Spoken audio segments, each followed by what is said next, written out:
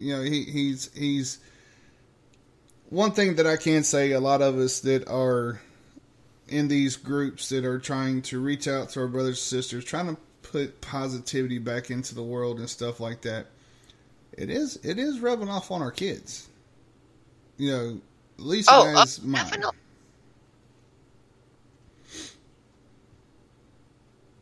Yeah, I mean, it definitely is. And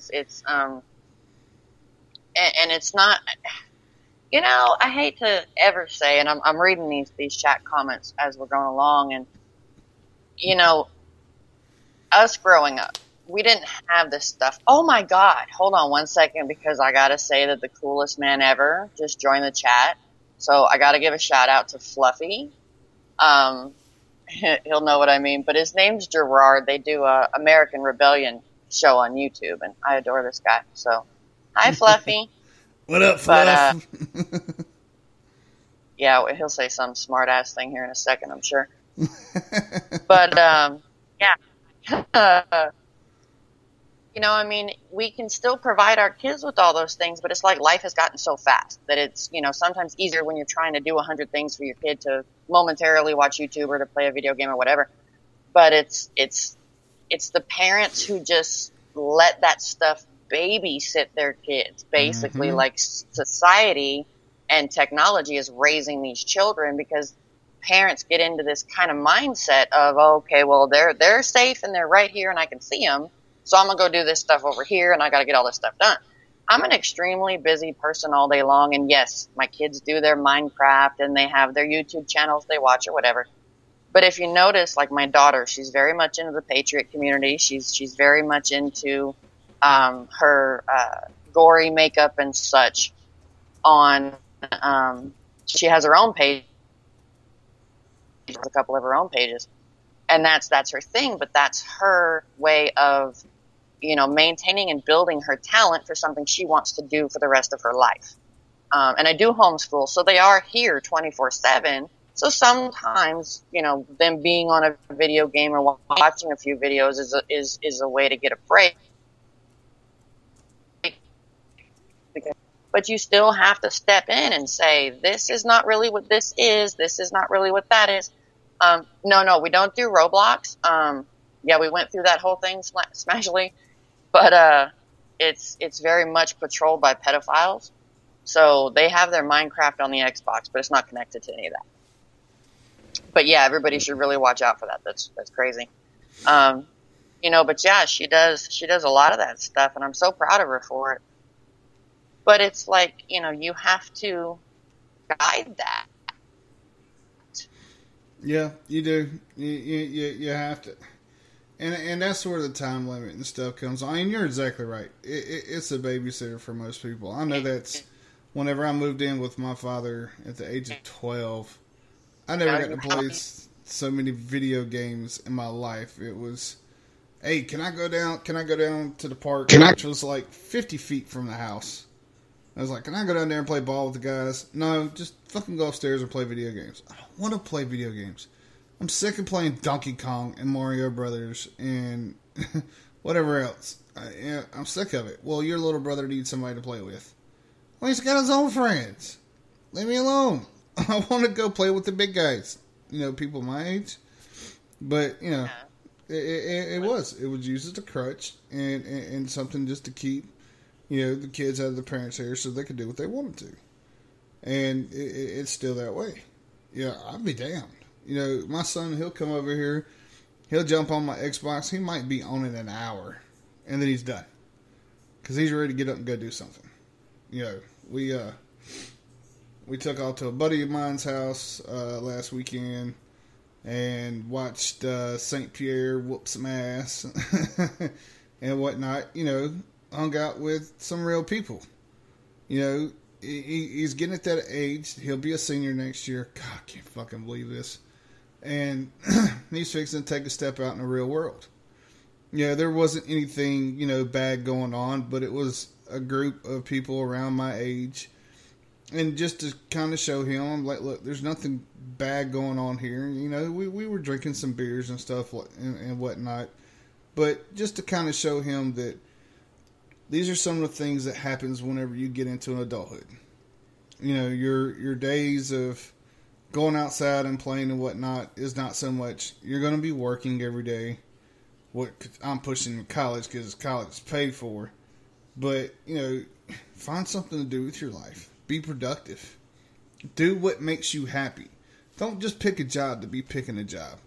If you can't love your job, you're going to be miserable. I've had jobs that has made me miserable, but I had to work.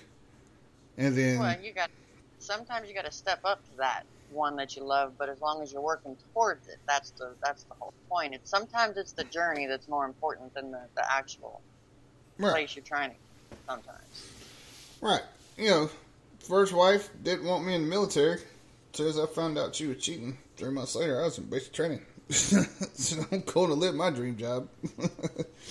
and now that we're out, it's a different mission. I love what I do. With the organizations and out there, public speaking and whatnot. Love working with you guys. My brothers and sisters from the DGN family, the BWI family, and what other organizations or groups that reach out, need some help or some advice or whatnot. I can only give you what I've been through, which unfortunately has been a bit, but you're right. Parenthood needs to be... I really think a lot of it needs to be straightened back up. If I whoop my kid Walmart for taking a piece of candy, I better not hear a fucking word out of anybody's mouth. I mean... Oh, right. And it's little things that people don't realize that set them on a path for bigger and more horrible things. If there's no consequences, you're just going to keep doing the same old shit, and it just gets worse and worse every day.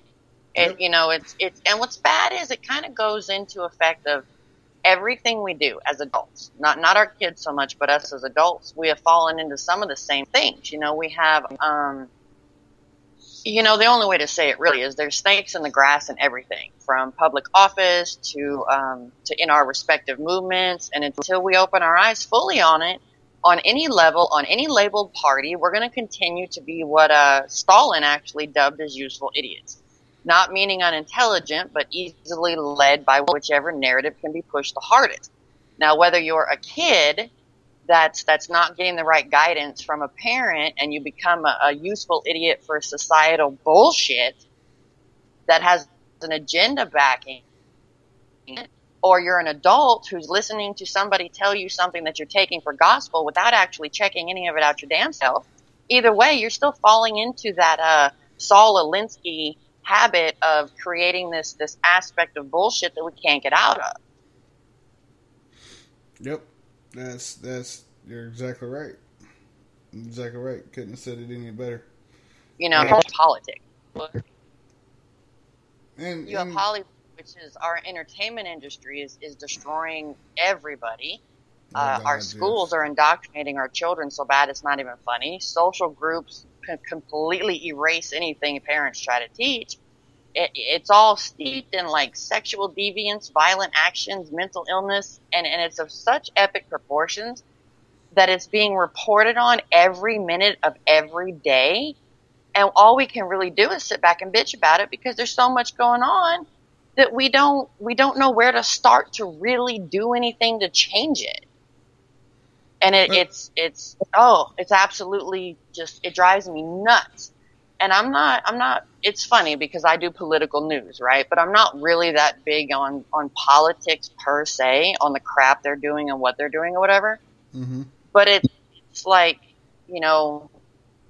our veterans are suffering. Yes. Our children are being indoctrinated. Are we shutting down the system and taking back our responsibility? It's everything. Our courts, our constitution, our laws are being misconstrued and forced. And are we doing enough? And this has nothing to do with politics. This has to do with, are we standing back as United States citizens and human beings and putting our foot forward and reaching our hand out and actually taking an action, not necessarily against the government.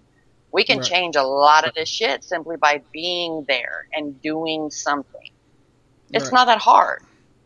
Well, that was just like forgive me, I cannot remember his name, but the Pittsburgh Steeler ex-Ranger who said, pretty much. Fuck that. Oh, I'm going out here and I'm going to put my hand over my heart because I serve my country and the national and standing here for the national anthem. The fucking coach, you racist bastard, made him go back out and put out a public apology to the fucking team and said that no, it was not disrespectful for him to do that. It was disrespectful for you fucks and the rest of you who think kneeling before the national anthem is a movement. You know, Colin Kaepernick, I don't ever see him playing in the NFL or the Canadian League or anything else. So now he's going to write a book. You know, it's not right. You know, that man understands what it means to go out there, bleed, sweat, be away from your family, be away from your kids and everyday normal life. That, you know, it's he understood.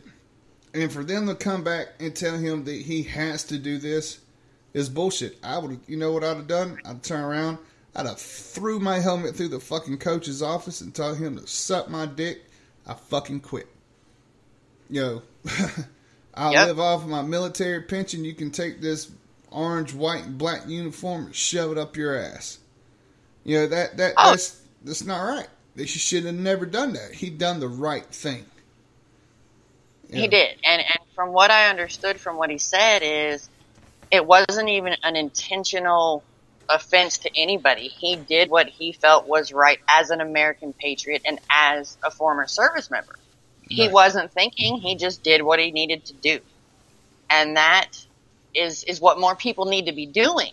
Now, it made me angry to see a man of such honor to be able to step up like that, to back down the way he did. That's when I got angry. I was angry at the coach for saying he needed to do it, but I was more angry at him, like you said.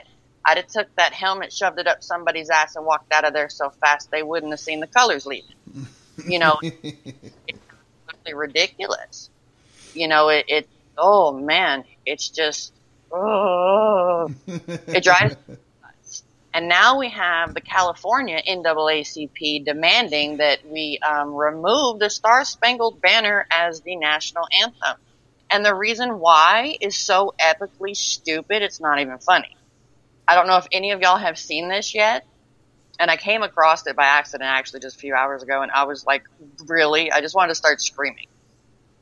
Let me pull it up real quick. But basically what they're saying is, due to the kneeling protest, they decided to go back and look through the rarely sung third part.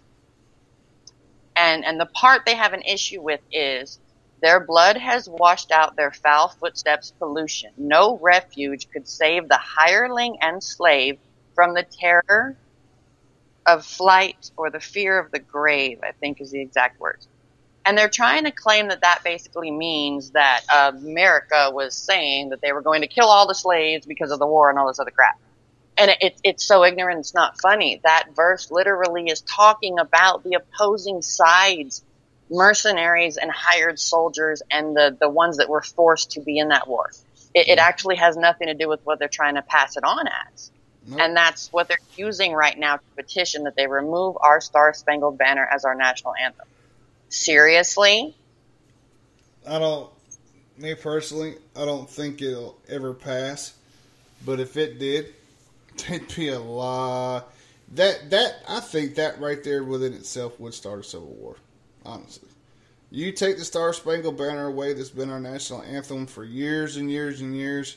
The one that Francis Scott Key sat on the damn boat while he was sitting there watching his brothers and sisters being bombed by all these ships just to hold the flag up because they knew what it meant to not let that flag touch the ground.